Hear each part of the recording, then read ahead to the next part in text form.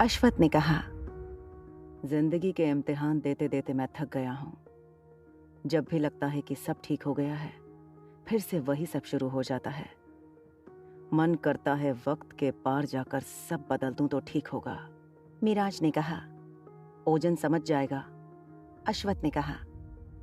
तुम ओजन सिद्धांत को नहीं जानते मिराज। उसकी सूरत ही उज्ज्वल आंटी से मिलती है, बाकी सीरत उसने हृदय अग्रवाल की ही पाई है। उसकी फितरत मिसेस काव्या सिद्धांत की है। मिराज ने कहा। तुम्हें उससे डर लग रहा है? अश्वत ने जवाब दिया। नहीं, पर टिया को पता नहीं चलना चाहिए कि वो मेरे बारे में क्या सोचता है। उसकी एक्टिंग तो उसे बचा ही लेगी, पर टिया को पता चलेगा तो उसे बुरा लगेगा कि उसका भाई मुझे हर्ट करने का स्ट्रॉन्ग इंटेंशन रखता है। मिराज ने कहा। टिया को पता चलना ही अच्छा होगा। अब तुम ये भी छुपाओगे? ओजन उसका भाई जरूर है, इसका मतलब ये नहीं है कि बिना जाने तुम्हें हर्ट करेगा। अगर उज्ज्वल आंटी होती तो वो कभी ऐसा नहीं चाहती। उसे ये समझना होगा। वो जानता ही क्या है, अभी अभी आया है, उसे सच पता चला है कि उसकी बहन है। इसका मतलब ये नहीं है कि वो तुम्हारी जिंदगी में जहर घोले। बस शक्ल ही उज्ज्वल आंटी पर गई है, दिमाग तो शैतान का मिल गया है। टिया के जैसे क्यों नहीं है? अश्वत सीधा बैठने को हुआ। उसकी नजर दरवाजे पर पड़ी। उसने अपनी आंखें बंद कर लीं। जो नहीं चाहता था वही हो चुका था। मिराज ने उसे देखा, फिर सिर घुमाकर दरवाजे की तरफ देखा जहां टिया खड़ी थी, और ना जाने कब से खड़ी थी, उसे पता भी नहीं चला।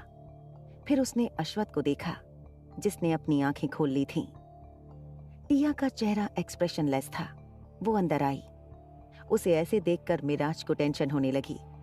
वो यही प्रार्थना कर रहा था कि वो सब कुछ सुन चुकी हो और अश्वत को प्रॉब्लम के रूप में ओजन को फेस न करना पड़े। टिया अपने भाई को समझा दे। वो चलकर आई। उसने मिराज को देखा और कहा, मीर भाई, आपको नियादी ने नीचे बुलाया है।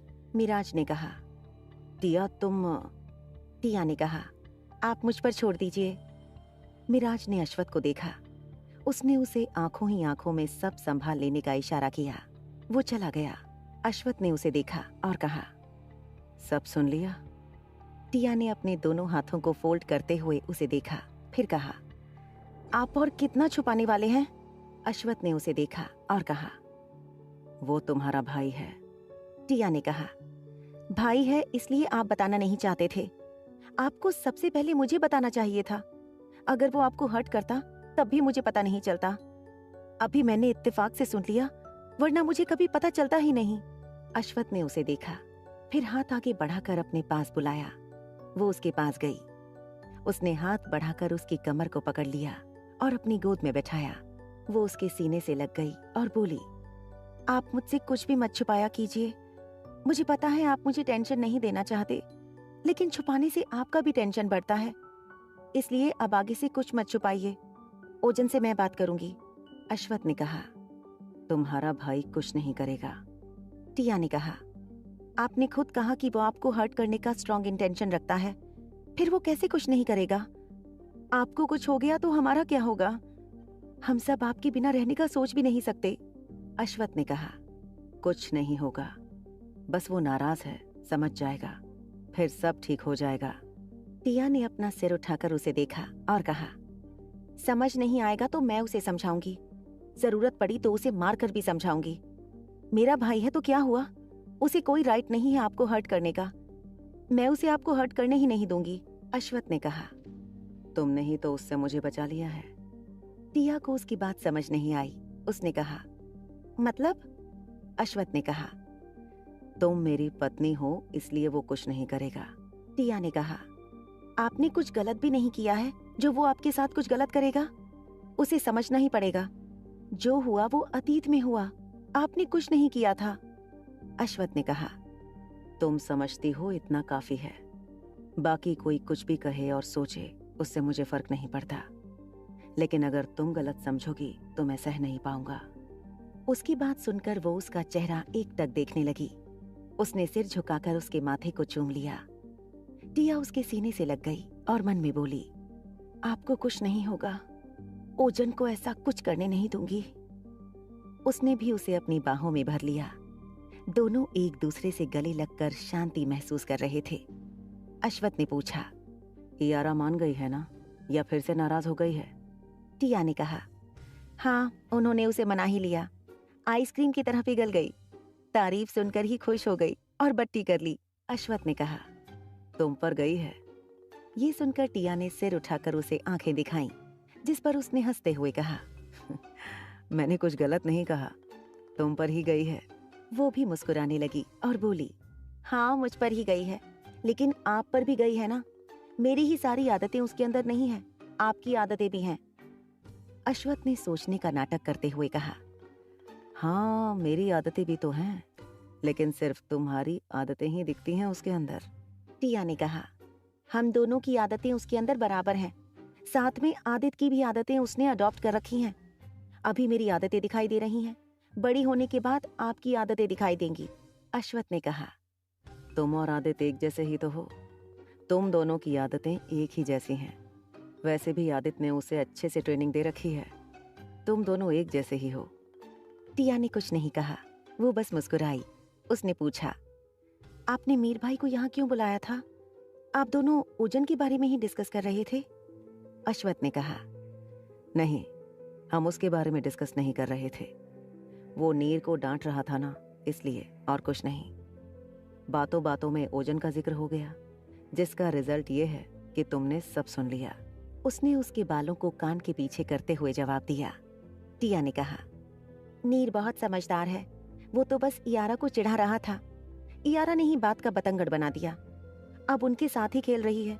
अभी तो कुछ दिन तक स्कूल की छुट्टी है, सब नीचे खेल रहे हैं। अश्वथ ने कहा, भाई बहन हैं, उनके बीच नोक झोंक तो चलती रहेगी, तभी तो वो सब अपना बचपन एंजॉय कर पाएंगे। उनके पास बचपन की मीठी यादें होंगी, हमारी तरह कड़वी और पेनफुल मेमोरीज नहीं होंगी। टिया ने उसके चेहरे को अपने दोनों हाथों में लिया। वो उसे देखने लगा।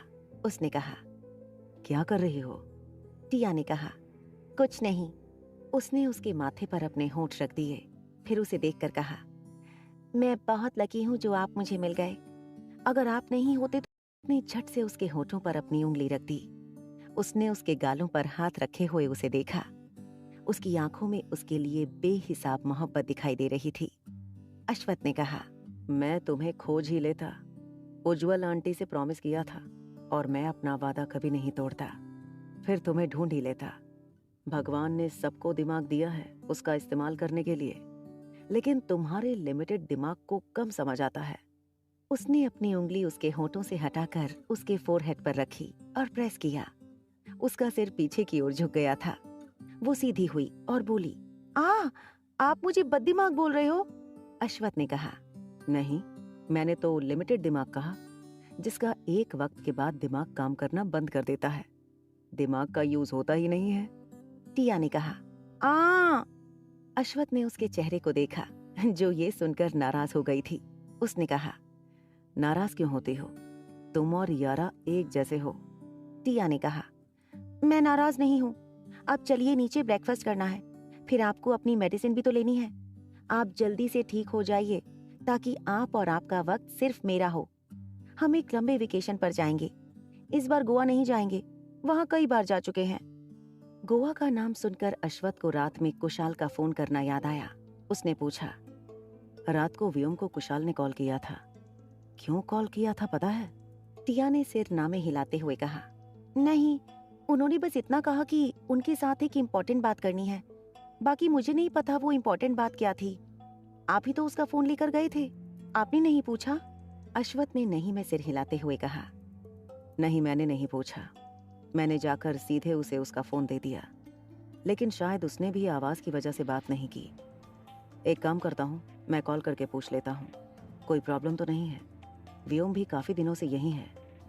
उसने टेबल से अपना फोन लिया ही था कि टिया ने झट से उसका फोन पकड़ लिया और उसे लेते हुए बोली, पहले तो आप ब्रेकफास्ट करने के लिए नीचे चलिए, उसके बाद बात करिए। आजकल आप रेस्ट पर हैं, आप कभी भी किसी से भी बात कर सकते हैं, but health is important. Ashwath ने उसे देखा और अपना फोन लेते हुए कहा, बस 5 मिनट लगेंगे। टिया ने कहा, सच में? अश्वथ ने हाँ में सिर हिला दिया और अपना फोन अनलॉक किया। उसने कॉन्टैक्ट लिस्ट से कुशाल का नंबर निकाला और उसे कॉल लगाया। वो उसकी गोद से उठ गई और चेयर के पीछे जाकर खड़ी हो गई। वो उसके कंधों को अपने नाजुक हाथों से दबाने लगी। रिंग जा रही थी, लेकिन दूसरी तरफ से कॉल रिसीव नहीं हो रहा था।